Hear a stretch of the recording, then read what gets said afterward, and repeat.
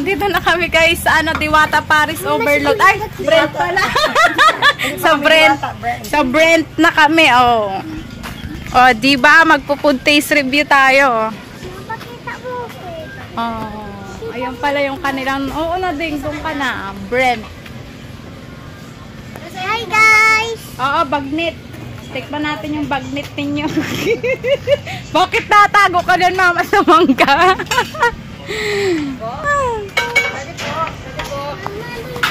Sabi mo yan ang pinakamasarap, ha? Best seller namin to, bagnet. Uy, anong laman yan? Ano, yung chicharon, ay, tawag dito, yung nalimutan ko tuloy ang tawag dito bigla. Nag-vlog ka kasi ate ay. Lechong kawali. Lechong kawali. Ano yung malalaking taba na yan? Taba ng baka. Oh, yan. Bigyan mo kami para ma-high blood ako. Kailangan ko nang magtaas ang dugo.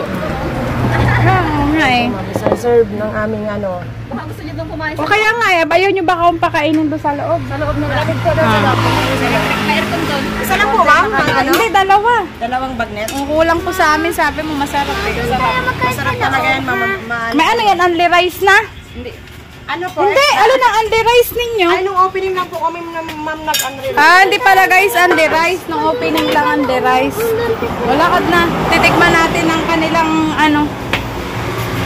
bagnet overload. Ayan guys, yung mga nila. Menu dito.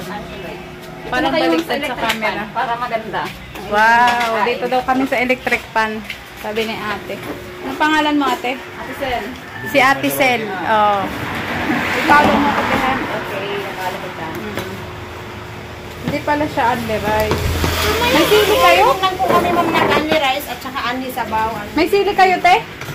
Chili and po and po. Akin to. Ano yung chili and na? Yan, oh, kanila. Asa na ako ang ding? May anli taba sila, oh. Anli taba ng baka to, te? Sabaw po. Kalang sa Diwata Paris Overload, may libre pa yung soft drinks. Masarap po ba ang Paris Diwata? Gusto niyo mag-soft drinks? 20 po. Dapat libre na. Ay, masarap nga. Tikman mo mama, anong lasa? Anong lasa? Sarap. Delikado ka dyan sa taba, ma.